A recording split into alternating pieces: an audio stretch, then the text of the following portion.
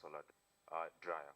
The reason we need that is because at our current production facility, Kirdi is an incubator. So it incubates the SMEs who don't have the capacity to do their own production from the lack of such machineries. The current dryer that's at Kirdi, it's only one. And the number of SMEs who dry their products are quite many. So there's normally a slug and delay during production, and that's the reason why we need to purchase a solar dryer power. Why solar? It's very cost effective. So that means during our cost of production, uh, our cost of production will be quite low. Number two, at Chandarana and Carrefour, yeah, yes. So the solar dryer powers range from 80,000 to 380,000, depending with the capacity. The 80,000 is a maximum of 50 kilogram capacity, of which it dries within 1 hour. So we anticipate to do drying of raw materials from 1 metric ton. And the percentage yield for 1 metric ton, that gives us, depending on the product, we can get 100 kilograms of the final product. Our products being listed at Chandarana and Carrefour, we currently have a standing LPO of 2 metric tons to supply Carrefour. Why do we need the funding? Well, we've reinvested most of our funds in running our business operations. And the 1 million will actually help us to purchase now the solar powered dryer, moving us a step closer from being incubated at Kirdi, and we'll be able to do bulk production. That means more support to the local farmers.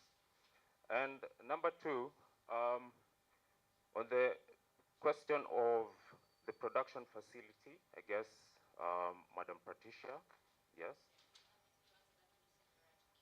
Yes, yeah. Have I answered your questions? Or is there anything I need to clarify on? Well, as they're thinking through your question, um, thank you, Limo. Just curious, your revenues 2022 at 2.4 million, forecasting 6 million in 2023. What's the magic? One. Two, profitability at 32%, looking to grow to 57%. How and why? Three, maybe this is where I should have started because I like your packaging. It's actually, I would pass it off as an imported product if I met it on the shelf. Made in Kenya. And I was just curious why Adisia, what that means, and how your pricing compares to the other competitors. Because you mentioned when you're comparing the competitors and Adisia, the first statement there is that you have high quality. Who is this that has graded the quality, compared to the competitors, and also where really is the innovation? Because I listen to you, I'm just seeing a similar model to that of the competitors. So what is this that's differentiating Adisia from the competitors? So our competitors, why high quality? Our competitors use preservatives and additives. Our products are all natural ingredients. And also during our concept validation, we were able to get positive customer reviews from the same clients who use the same products as that our competitors make. And the revenues, we focused on getting to 6 million by the end of our 2024 financial year. As I mentioned earlier, we have a standing purchase order to service with Carrefour. We just recently got into a contract with Carrefour, and that contract was basically to develop for them their own products. I mentioned I'm a product developer, and I developed quite a number of products for them. So they have set us to be supplying with them with 2 metric tons per month So the 2 metric tons that stands as the first service order will generate revenues of 3.4 million. So by the time December ends, we anticipate to service at least 2 orders. That's more than 6 million forecasting. So that's the reason why we anticipate to have over 6 million revenues by the end of this financial year. Given this anticipated order, production team. And I'll go back a little. Why Adisia? Adisia is a Sheng word that means to add. And also another reason that sets us apart with our competitors, ranging from quality to environmental impact. Our competitors use plastic packaging, and us, we use a more eco-friendly packaging, hence eradicating environmental pollution. So once we purchase the solar power dryer, we have identified a location, and we intend to use that. Applause for Lima. Thank you. Next, I want to bring to stage Daisy.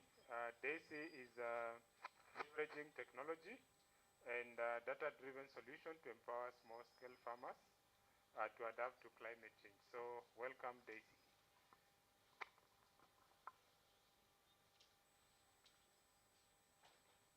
Thank you very much. Hello, everyone. My name is Daisy Kipto. I'm a co-founder at Agrico International Technologies and an expert in machine learning. At Agrico, we aim to transform agriculture with precision technology. Our vision is to transform agriculture by embracing data to optimize yields.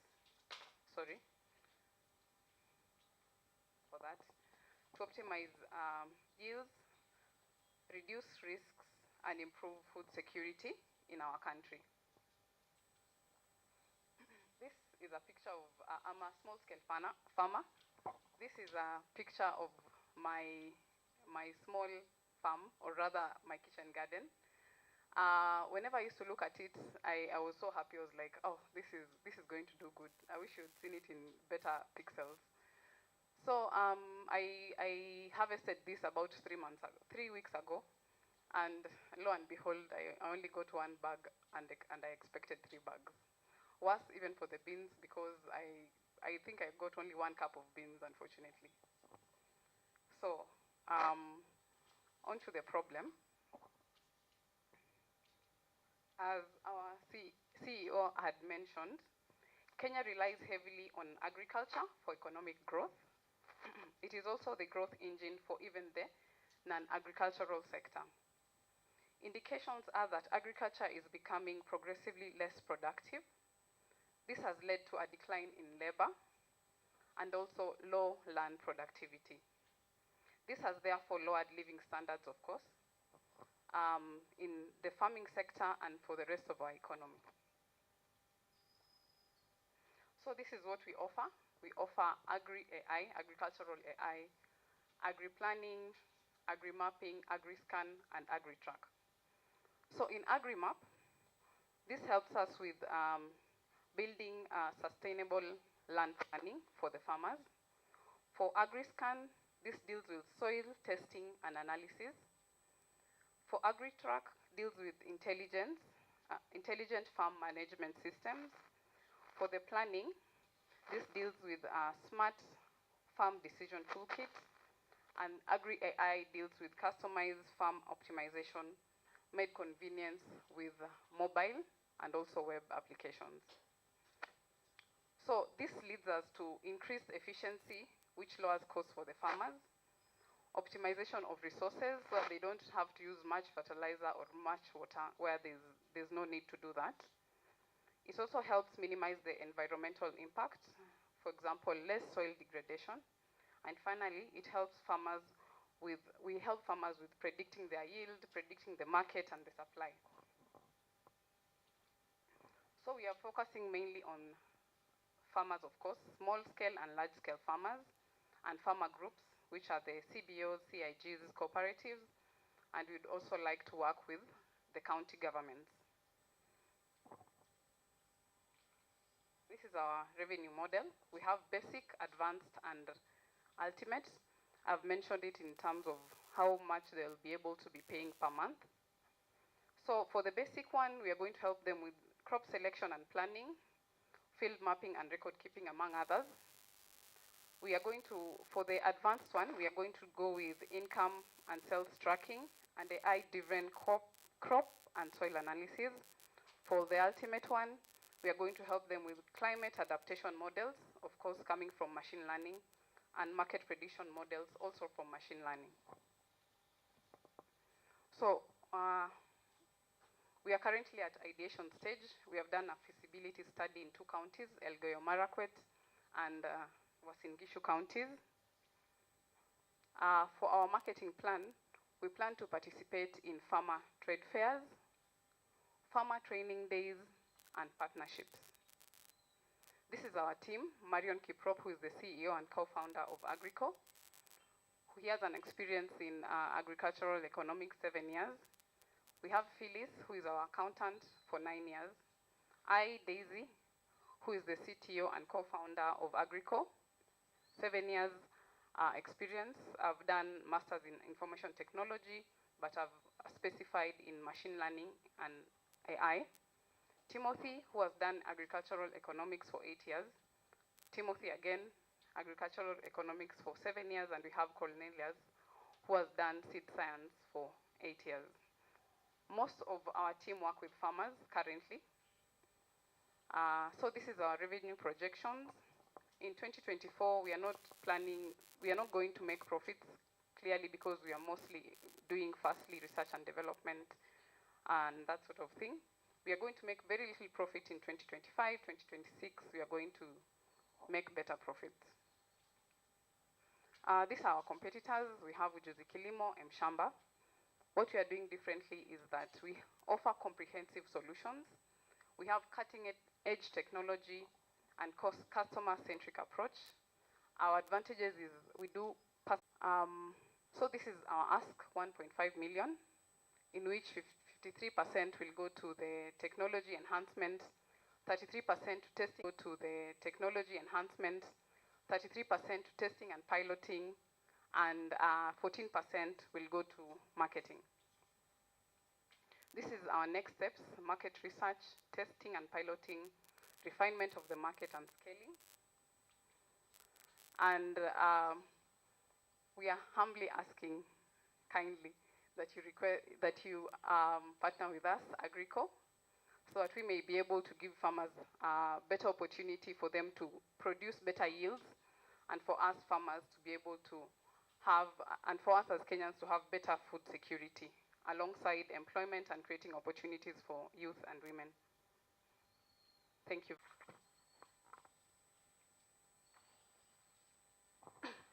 Okay, can I ask a quick question first before I ask any other? You kind of mentioned that you start making profits in 2026, and Yes. that this funding that you're asking for, 53% of it is going into technology enhancement. I don't know whether it was clear from your breakdown of funding. So in those 2 years, how will you be paying? How will you be paying yourself? Who will be meeting your operational costs?